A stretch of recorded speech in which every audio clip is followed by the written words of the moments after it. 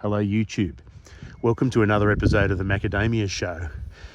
We've just had a hot dry week, and in fact a few hot dry months where the rainfall has been much less than average, and finally this week the Bureau of Meteorology announced that we are formally in an El Niño, the last officially declared El Niño since I think 2016. So I came to ask the advice of someone who's been through lots of El Niños and dry periods before to see what tips he could give me and the rest of the farming community on how to farm in a dry year. And that person is none other than Bruce Chester. Welcome back, Bruce. Hello, Daniel. It's good to see you again. And we started right in the middle, right in the thick of your orchard, and immediately I was stunned. I want to show the viewers what I found. And I have to kneel down for this. This is not grass clippings or anything else. This is pollen. It's actual fallen flower debris on the ground, and it is literally all the way down your rows. So you must have had one hell of a flowering season. I had a beautiful flowering season this year. Yeah. And we can see now that the flowers are reaching their end. And you can see what you've just pointed out, sitting on the flowers, waiting to be blown off. It is sitting on the flowers. And do you see any signs of insect damage on these ones, or have you caught some insect damage on your crop? Over the whole thing, yes, there's been a lot. And I unfortunately haven't had the chance to spray this year. Right. So we have in dry years, they tend to describe them as low insect pressure years. Is that right? Or it doesn't always work that way? Well, you get different types of insects in different conditions. Right. You've referred in one of your recent videos to you haven't, but one of your viewers has, and that is the monoleptors that come out. Yes. And they're looking for the fleshy material on things, so they'll come out and looking for soft flowers or brand new leaves where they haven't waxed yet. Right. And they'll literally eat that material. Oh, absolutely strip it. Right. And you will come out and just find what was a skeleton of anything. Oh. And have there been plagues come this far east? In Macas, it's not as common. Apparently they're attracted by light, or by colour, I should say. Right. And the colour of new growth, which is going to not have developed its wax yet. Right. The pinks and things like that. Apparently, crepe myrtles are just a great plant to find out when you've got monoleptors coming. Oh, a trap crop. Yeah. They call them a trap. Yeah. But they'll hit the mangoes and they'll hit the avocados as well. Right. And it looks like it's been burnt after they've been through on those leaves. Right. Now, is that a dry season thing, or is it just that's more random?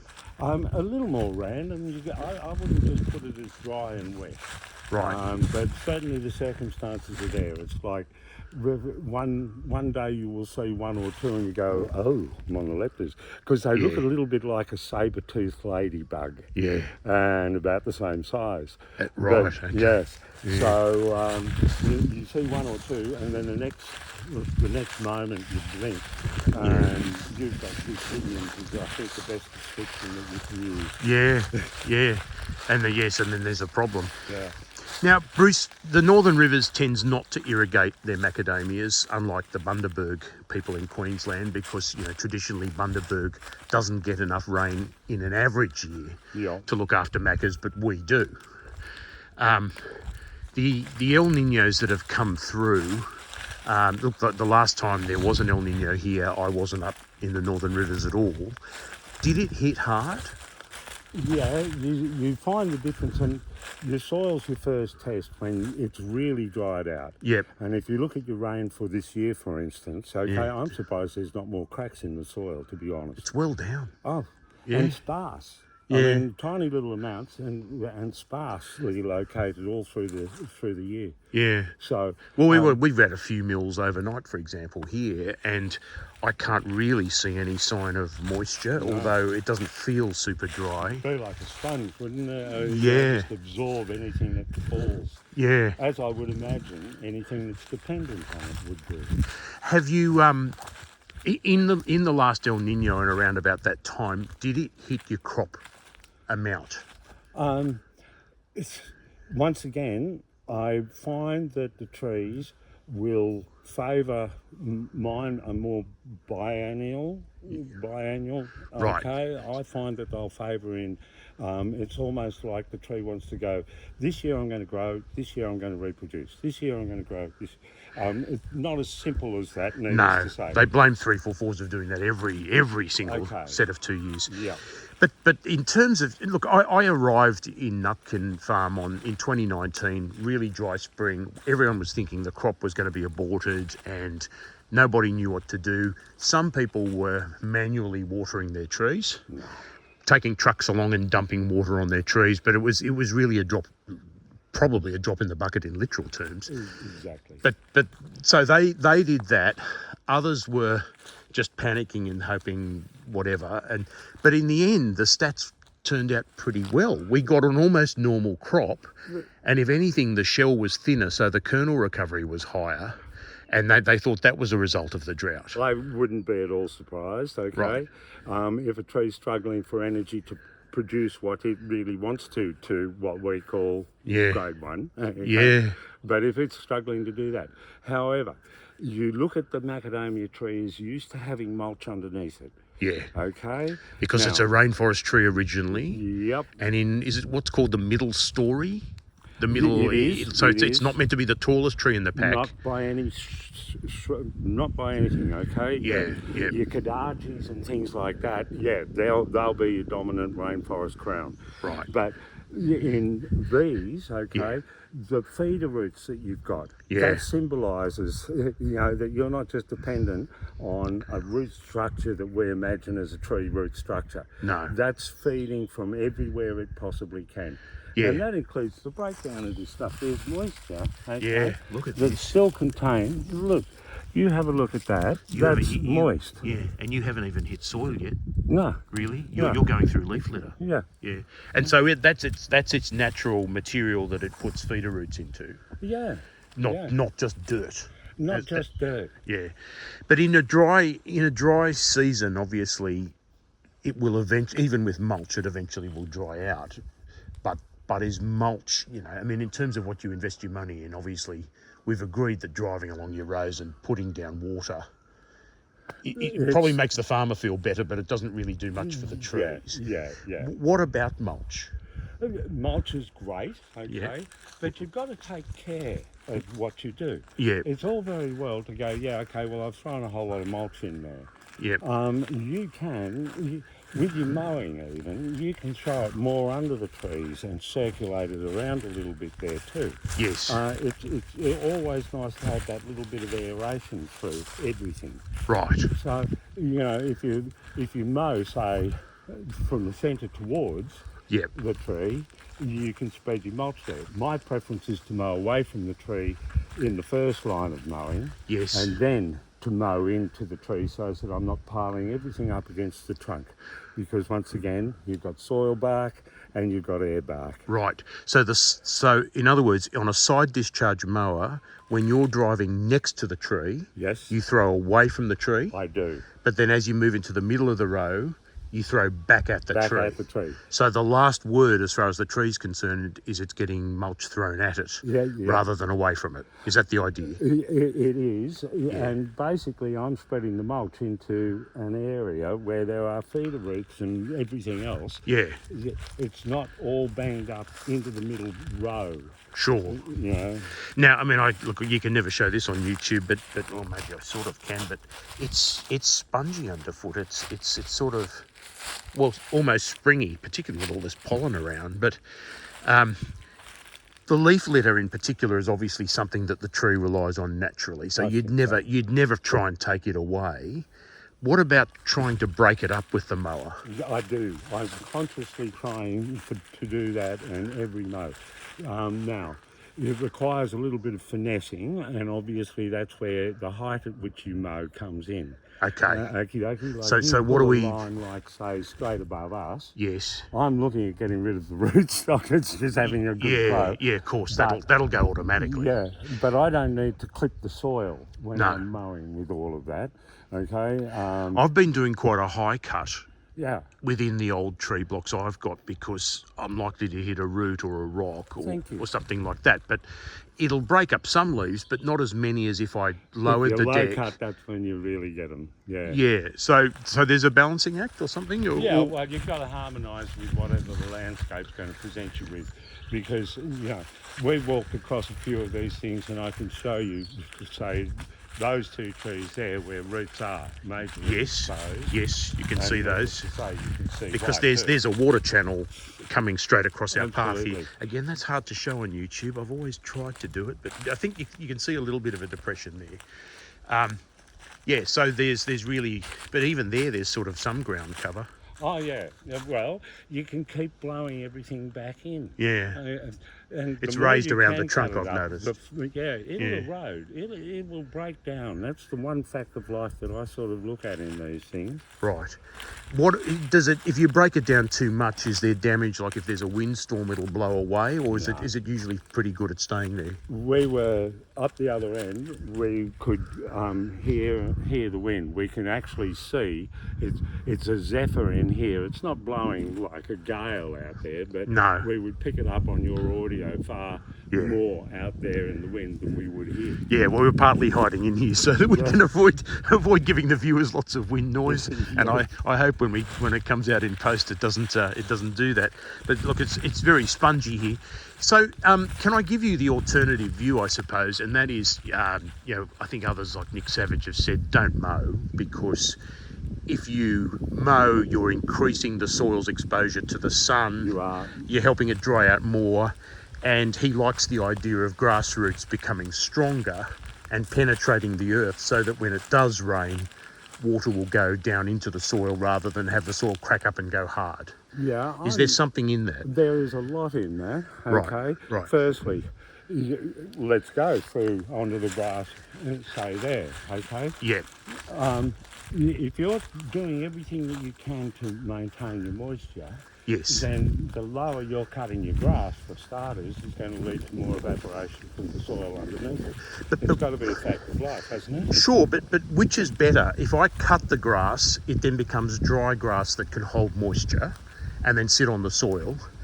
But if I leave the grass, it's drinking moisture that might otherwise go to the tree. Is it a sort of a catch-22? There is, okay. It's far from a perfect world. I mean, you look, okay, this is no grass. It's out in the open. We would expect it to be a lot drier. But you can still see organic matter. Still here. Yeah. Okay. Yeah. Less friable, Yes. I suppose the soil is. Yeah. And that's where your mulch Right. really comes in handy as an additive. Yes. Where I've found my biggest problem in dry periods is being dependent on manure-based fertilisers. Yeah. You're looking at wanting rain for that to be absorbed into the soil. But isn't that true of all fertiliser? Yeah. Fertiliser doesn't reach the roots without moisture of some Without kind. moisture of some kind. Yeah. Whether it's pelletised or whatever. So we know from, well, you don't feed urea or anything like that, but we know that urea volatizes, that is, if you leave it and it gets exposed to the sun, the ammonium starts turning back into its other chemicals and you lose the benefit of this expensive fertiliser. Well, that's exactly right. Manure doesn't do that. Either. No, you can make a bomb pretty quickly. But if you put in manure, it doesn't volatise, or so we're told. But manure, like anything else, can sit on the surface and no moisture gets in. And with me, with my mowing regime, the drier it is, the more dusty the manure is, and then it's going to get caught by the wind and go off and potentially blow away. Fertilise everybody else's place. Yeah. Okay. Now, if you do this repeatedly in a dry season, and you've got these leaves, they break down, and obviously the green leaves turn brown, and the brown leaves then break up. are we creating a perfect storm for when the rain does come? Does it, is it sort of going to wash away easily when the rain does come, or is it better to have it broken down as much as possible? Well, okay. When we first started doing a couple of videos here, Yeah. and I replaced the soil after Cyclone Debbie. Yes. And then after our first flood this year, we came. Now, it's fairly much in the same shape, isn't it? We've got the one watercourse that we've just walked up, which is obvious. And those things get a little bit worse here and there. They definitely do. Okay. But apart from that, everything's tickety-boo. It's pretty good. Pretty well the same, isn't it? Yeah. So, I like I said, the biggest problem that I found was trying to get my fertilisers absorbed into the soil. Yeah. And I found that adding foliar fertiliser was a good way of being able to supplement some food into the trees In a dry year. And it's mixed with water, so anything that you overspray with and fall onto the ground Just drops. it really is. Yeah. So, but foliar feeding though, I think you're talking about kelp, aren't you? Yeah, pretty well kelp products. Yeah. There are a fair few things that you can get. But well, I mean, it's been promoted to macadamia farmers. I think, look, there's still one mob called Nutritech Solutions that are still trying to promote it. They do. But I think in terms of cost, it was fairly prohibitive. And a couple of people who tried foliar feeding of the base nutrients like nitrogen, potassium, phosphorus, that foliar feeding didn't work for them very well in the drought. Really, there was no substitute for the water. But kelp, on the other hand, is supposed to promote drought tolerance. It does. Yeah. However, the really good thing is, like, firstly, I haven't been able, and I wouldn't dream of, using foliar fertiliser as my base fertiliser. Okay, it is an additive. Yeah. And you can get certain foliar fertilisers that are potassium oriented. Now, the logic to spray there is flowering and fruiting. Well, would you say the same for boron? Yes, Yeah. I would. Yeah. Boron seems to be good as a foliar feed. Yes, but the pelletized is still just as good, okay, from what I can understand. Yeah. But yeah, boron, for some reason, it really makes a good foliar feed. I do know that. Yeah. Well, it has to get transported to the leaves by the plant anyway. And if it can absorb through the leaves, well, I guess there's your shortcut.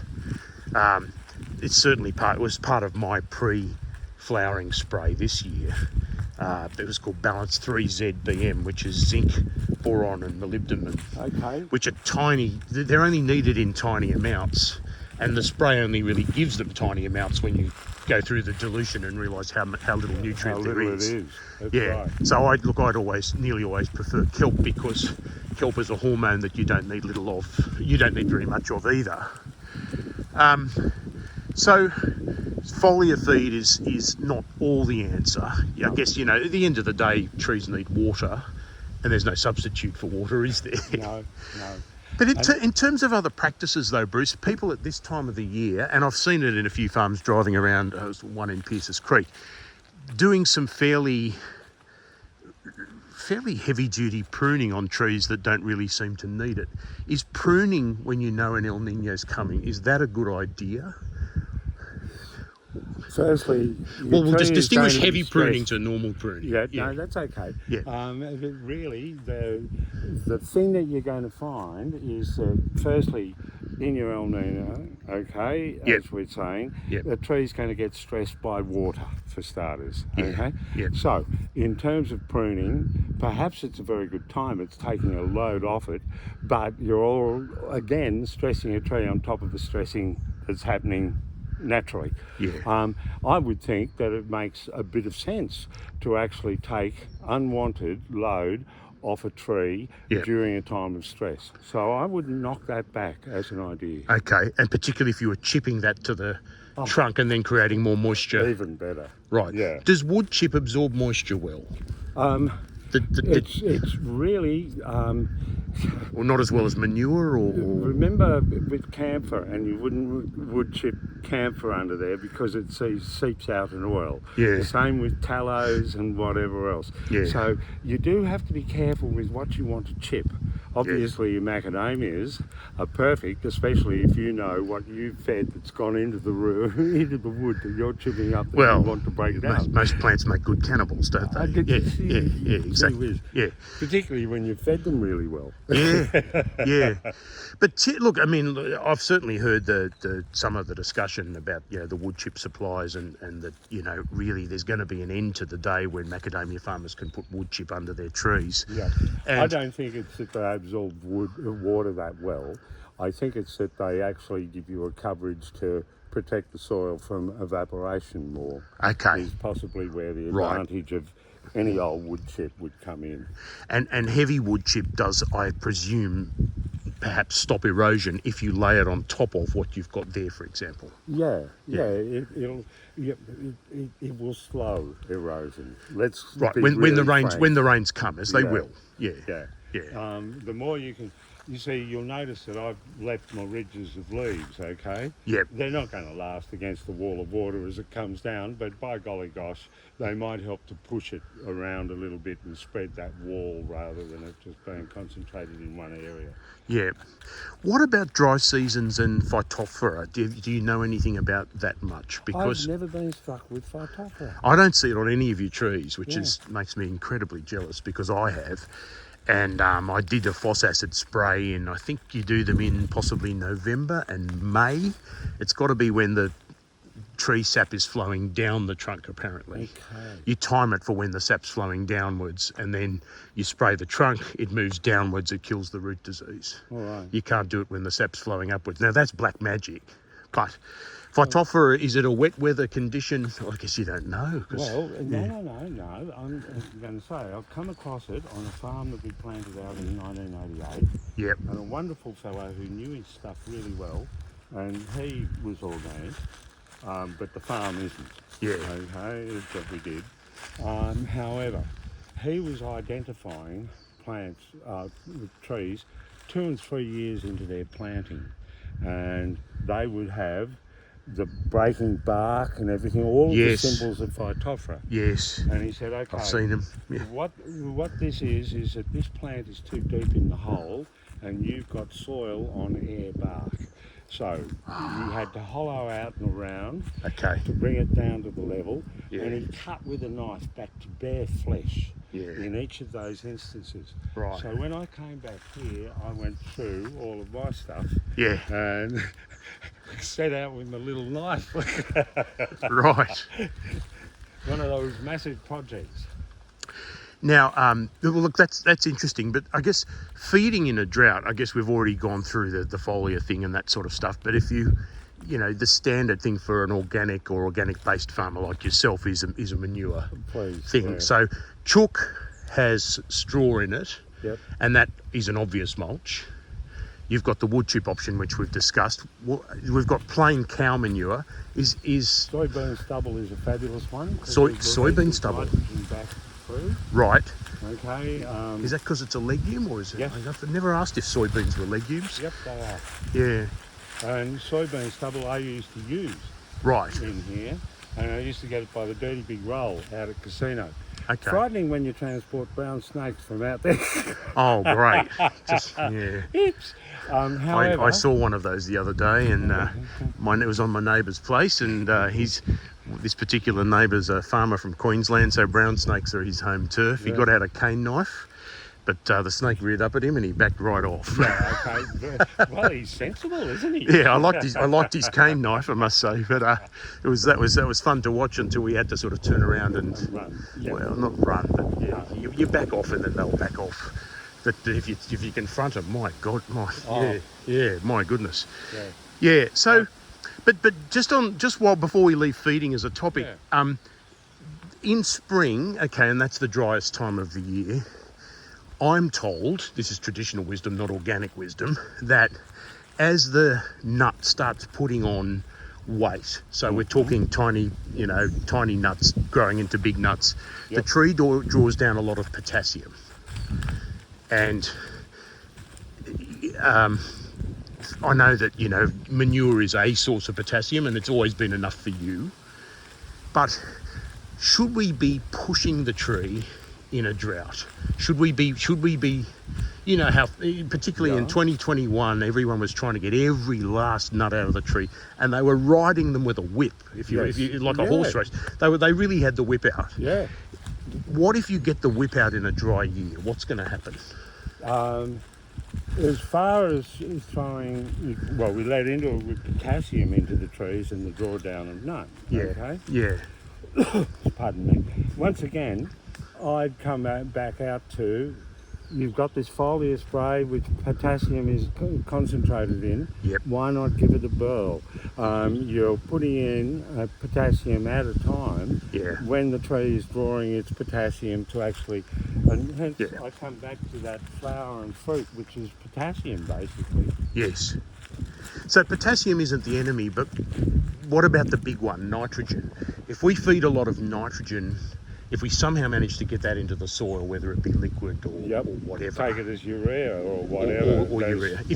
Assuming that some rain happens and you get it into the soil, because the Northern Rivers always has some rain in an El Niño. Correct. Just short bursts usually of less rain. Is that the typical pattern? In the El Nino, and my rain gauge figures would show you, but it's sporadic amounts in sporadic periods across the months. All right. So it's a very unpredictable amount of rain that you are going to have.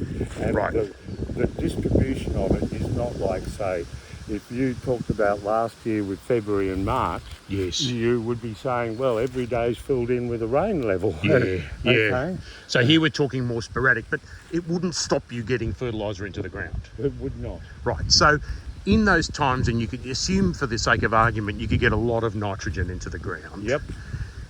Would you do it, knowing that there's a very dry pattern of weather and it's going to promote green leafy growth? That's a tough one for me. Well, it really is, because chances are, okay, that you already got a lot of nitrogen available. Right. What is it? The atmosphere is 80% nitrogen for starters. Well, it's how to get it in there. Okay, yes, that's exactly right. Yeah. But you've got a lot of nitrogen that's sitting there available. I remember we used to use things with nitrogen in them as a weeder. Right. Okay, and you drop them, I can't think of the name of the So you product deliberately now. overfeed a weed and blow it up. Oh, absolutely, burn it. Yeah. And what you're doing is you're promoting grass to grow into that spot, because you've already fed it with a hell of a lot of nitrogen. Yeah. So it made a lot of common sense for me to have that. I mean, my common sense is telling me that you wouldn't overfeed a tree in a drought, because if you encourage growth that might burn off in the next sunshine, the tree spent energy unwisely. Okay, well, back to your thing about, say, would I use liquid urea or something like that, okay? Yeah. I would also be going, well, as soon as the rain comes, that's going to be totally leached anyway. Right. Pretty well, okay? It is so absorbent into the water. Yeah. And the water's going to run downhill, so one storm and it's gone. Thanks. Yeah. I still put my money into the manure base. Yep. And have that there and try to protect that manure base as much as possible. Yeah. Possibly with mowing to blow it in towards the tree line. And here it is. Look, here's a great example. You've obviously pushed this under the tree line. That's a good 10 odd centimetres of organic matter, and I can feel moisture in that too. So that little bit, that few mils of rain we got last night seems to have sucked it up. And all it is mowing it to keep it so that it's same principle as I wouldn't mow because of the evaporation, okay? Yeah. Well, this is the same principle. Is basically I don't mind the evaporation occurring further out there if I'm throwing stuff that's going to degrade and actually hold the moisture in down underneath where the tree line roots are. Sure. All right, well, moving ahead past the feeding, and if we get as far as harvest and you're coming to pick up the nuts, harvesters do inevitably cause some disturbance of what you've got here. Certainly do. If you have a sweeper in, for example, the sweeper brings material from the middle of the row, well, Yep. from the tree row out into the middle, because that's where the nuts are and you're trying to pick up the nuts. Yep. So uncovering that from the tree roots exposes it to more dry weather. Yes, it does. What can you do? You got to lump it.